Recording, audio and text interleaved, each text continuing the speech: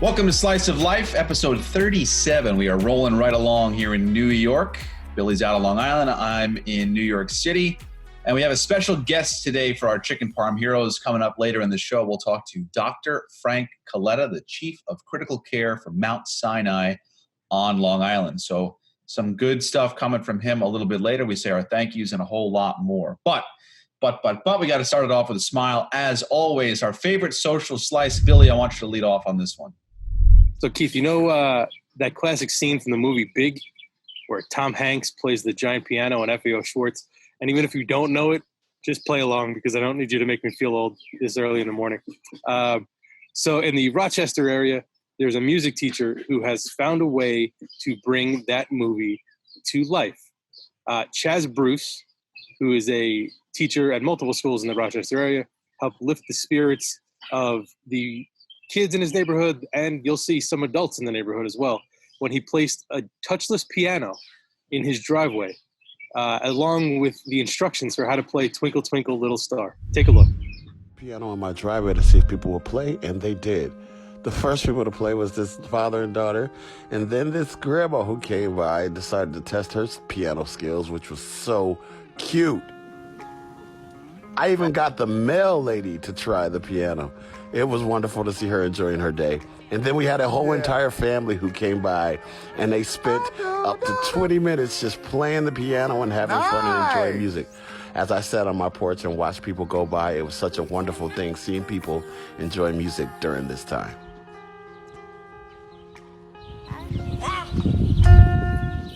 So Bruce said that not everybody has instruments at home. So he wanted to provide a way for students and basically anybody to have some way of getting music in their life during the quarantine and during homeschooling and whatever else you have going on in life. So this is a pretty interesting idea, I thought, having the wherewithal to have a piano like this, and B, being able to sort of instruct people on how to use it properly. That was a pretty cool idea. And as you look through some of the videos that he has on his TikTok, there was a family that stopped for about 20 minutes. There was about 6 or 7 of them, and they all sort of played in unison. They came up with their own different like piano recital stuff. So it was pretty cool to see, and definitely a way to brighten up your day as you're just going for a walk throughout the neighborhood. And I think as any human being on earth knows, if you walk through a room and there's an open piano and like probably not that many people around, you're going to hit one of the keys.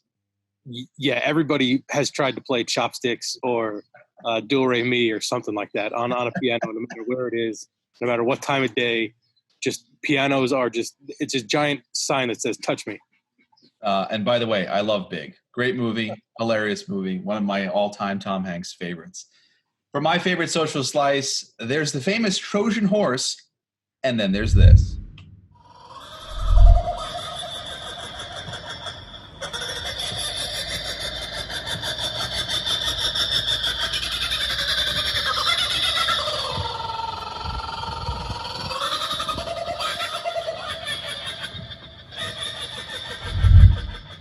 So, Bill, throughout quarantine, we've seen dads go nuts, but this is like another level of nuts. This is a giant laughing kookaburra, if you didn't know from the video of a giant laughing kookaburra, and the hashtag giant laughing kookaburra in the video. I tried to my brain goes, okay, how can we place this? If you live on Long Island, if you've driven around Garden City, Cherry Valley Golf Club, the corner of First Avenue and Rockaway Avenue, there's a light. There's a corner house, and every Christmas they have a Santa Claus inflatable that's like the size of a 2-story house. It's insane. But hey, it's Christmas. Great. My aunt has a neighbor that has a kind of a 3-wheeled mini car that the guy jumps in this little thing on Sunday, grabs bagels because there's no one on the road. It's a cute little car. However, this didn't seem to serve much of a purpose for me, this little kookaburra. I mean, we can laugh about it here in the United States, but could you imagine if you lived on this guy's block and he's just like the ice cream man, just playing this kookaburra just over and over again? I'm sure if he lived on your block, you'd have a couple of things to say to this guy. Yeah, so my first thought when I saw the video was that this must be somebody who was prepping for the Rose Parade. And then I saw it was in Australia, so probably not. Then I thought, imagine like the dogs on the block when this giant kookaburra goes by yelping, and what that would have been like. And then number 3 I thought of was this giant oversized pigeon that I've been building in my driveway for the last 3 weeks is really going to be just a day late and a dollar short when I'm finished with it. I mean, come on, just like jump out of it or something. Do something with it. Insane. Chicken Parm Heroes today is a little bit different on Slice of Life. We have a special guest. This is Dr. Frank Coletta, Chief of Critical Care at Mount Sinai, South Nassau on Long Island, and a personal family friend. I'm so grateful to be able to talk to somebody like yourself today because we are trying to find those positive stories and the light at the end of the tunnel. So first question, you've been at the forefront of this as the Chief of Critical Care. How are you? How are you feeling? So Keith, I'm doing well. I'm relieved. I'm getting some needed rest after working nearly 2 months straight on a daily basis. And we're looking forward to some more R&R. I think you told me before this, 53 days straight, just for the people at home that can understand what that means. You, the staff, how have you fared during this? I mean, your stamina has been pretty tested at this point. So how do you feel physically yourself? So, like you said, staff, it's a team effort. I couldn't have done it without all of my workers, extenders, everyone from nurses to porters to everyone who helps run the hospital. So, I'm not taking any full credit here for what we've done. It was a big team effort, and all of us, we knew what we had to do. We had to get into the hospital on a daily basis, work our shifts, and make sure we did our best for these critically ill patients. And we did it without thinking. We did it at a sacrifice to our own personal lives. And we did it because mainly we knew it had to get done. And there was no one else to do it. And in fact, every hospital in our area here was affected the same way. And there are many, many other people in my situation who have done, yeoman's work, and we're all now getting our needed rest. So when we are, watching the news in New York and finding out that numbers are coming down and there's light at the end of the tunnel, how have things progressed on the front lines that you see every day? Some of the hard work, like you mentioned, how are you seeing that start to pay off now? So just to give you an example, our ICU runs normally 20, 22 beds. During the height of this, we were running 90 to 92 critical care patients. So what that meant was we had to open up other units, another 60, 70 patients in other units on ventilators and critically ill. That number has now gone down to about 18 in a matter of about 2 weeks. So unfortunately, that number went down in part due to patients passing away, and in part to some getting better, and also in part to some who have progressed out of ICU but still hospitalized. Nonetheless, the numbers are definitely down, and we're hoping they stay that way. We hear on the outside of this how overwhelming it was. You mentioned the beds. Your capacity is double, triple, quadrupled almost. As far as you guys and how you can track this yourself, were you nervous as far as the PPE and catching it? I mean, some of us are nervous going to the supermarket. You guys are literally hands-on with some of these patients. So how was it to treat some people? Was there a fear factor? Is there still a fear factor? Of course, but we deal with this daily. We have patients with viruses and bacteria that are resistant that we constantly don PPE to go in and see. And so this is not something new. What's new is the volume of it. And so we mainly just said to ourselves, look, this is just like another patient on isolation, except that the numbers are much higher. And we got used to it. Wearing those masks constantly was difficult, but we knew that we had to do it for our own health and to maintain the health of our family when we came home. So we did it, and we got through it, and hopefully we won't see it again. Well, this is a good story, good news story show. So I'm hoping that you have a couple of tales, maybe one or two, or some patient that you had that really put up a good fight. Do you have any good stories of people that were able to successfully recover and make it out? Yeah, one in particular that comes to mind is a 60-year-old gentleman who got seriously ill. He was a retired New York City police officer, and he got to the point where we thought he would need some extra special care, so-called ECMO therapy, because we couldn't oxygenate him. So we transferred him from our hospital to our main hospital in the city for that particular therapy. Luckily, he never needed it, yet he got worse in the sense that he needed a big surgery. They transferred him back to us. He had a major cleaning out of his lung space. And thankfully, after a long recovery, he was able to get out of the hospital by day 61. It's cases like this that keep us going, that that our daily efforts and hard work will eventually pay off for some of our patients. We would like it for all of our patients, but the statistics stand as they are. We know we won't be successful in a certain percentage of our patients, but the ones that do keep us going.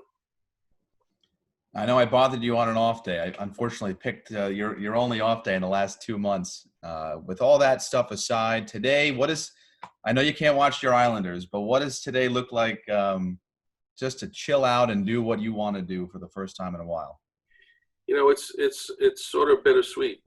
You kind of say to yourself, you've been working so hard. Now with the volume much less, how is it that you still can be satisfied after a day's work? So on the other hand, you think, well, I worked that hard, I deserve this time off. So when I'm off, I want to be at work. When I'm at work, I want to be off. Doctor, I appreciate the time. Just wanted to take a couple of minutes just to see how you're feeling, how you're doing. I know that you're crushing it over there. You guys are doing great. So I wanted to say thank you, and I appreciate you me bothering you at breakfast here for a couple minutes. So thank you, and enjoy your off day today. Not at all, Keith. Stay safe and stay well. So again, a big thank you to Dr. Frank Coletta, Chief of Critical Care at Mount Sinai, for the work he's done. And as you heard in the interview, he is very quick to, deflect all the praise that would go to him, and rightfully so. A very humble guy. He's kind of the leader of everything over there, and gives a lot of praise to his team and the hospitals around the area. So a big thank you to him. As far as sports are concerned, we found a couple of interesting things for you. Bill, what'd you see? Yeah, so to sort of continue with my theme from yesterday, where I rediscovered Julio Franco, I stumbled across a story this morning on ESPN.com that was written about Andre Dawson. Andre Dawson was known as Hawk over his 20-plus years of Major League service, playing with the Expos, the Cubs, the Marlins, I think towards the end of his career, maybe one or two other stops. He was the Rookie of the Year. He was the NL MVP. And he made over $25 million during his career, which is sort of nuts when you consider when he was playing, that he accumulated that much cash. But now he's taken on a second career as a mortician, which was a little off the beaten path, I would say. So Andre Dawson runs a funeral home in the Miami area after he got involved as a sort of investor in the late 90s, and has taken on more responsibility over the last few years, I guess. So in the story that was published this morning, he talks about going on his yearly trip to Cooperstown for the Hall of Fame inductions, where he'll hang out with some of his friends. And when Ricky Henderson or Jim Rice have come up to him and be like, "Hey, Hawk, what you got going on?" And his response is, "Oh, I'm a mortician now." The responses from his peers, I guess, have been rather interesting as well. But throughout the story, Andre sort of says that he really enjoys this sort of second career, and he looks at it as an opportunity to provide comfort and solace for people during what is probably the most difficult times in their lives, losing a loved one. So he likes being there, and it's a different career without the cheers and bows from the fans and the bleachers at Wrigley Field. But a very interesting turn of events for Andre Dawson, and not one you typically see from guys A, even making a second career, and B, if they do, it's usually something like a Foreman grill and not necessarily what Andre has decided to take up. Yeah, I have a very close friend whose kind of family business on one side of the family is funeral home stuff. And I will say that, if you feel that, people want the respect of a life and tender loving care of a proper wake and funeral, it's kind of nice to put your own personal touch on there, make sure that people are taken care of in those moments. But yeah, I mean, if I were Andre or you were Andre, 25 mil, I'd be, playing 18 every morning, go to the club, have a little breakfast, and probably ride off into the sunset. And like you said, put my name on some toaster or something. So interesting and definitely out of left field, no pun intended. Yeah, I'd be signing some baseballs with HOF in the end and not death certificates, I think, if I was Andre Dawson. But to each their own. I mean, it seems like he's having great success with it. And the story talks about people that he's been dealing with during COVID and just how helpful and supportive and spiritual he's been. So helping them through their times as well. So obviously he's good at it. So maybe he's got another Hall of Fame career coming up. My sports story, we're going to finish up today with a good old-fashioned dad prank on a son. This is Neymar, world-famous soccer or football player. Don't hurt me. Tossing ping pong balls to his son so he could practice his header, trying to get the ball in the basket. Take a look at the prank.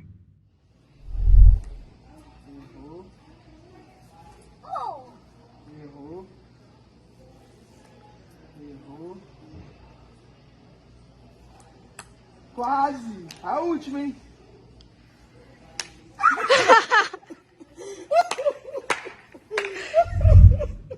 So that was an egg. If you didn't follow along at home, he dropped an egg on his son's head. And, I'm thinking about this down the road.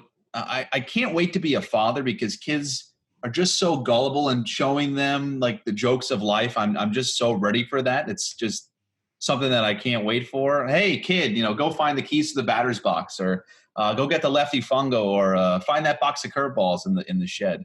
I'm ready with my dad jokes. I'm sure you've got a boatload of stories like this, but I got a kick out of this. Yeah, I'm a big dad joke guy. Every time I ask my son to get me orange juice, I tell him that it's because I can't concentrate, stuff like that. So I'm a big dad joke guy.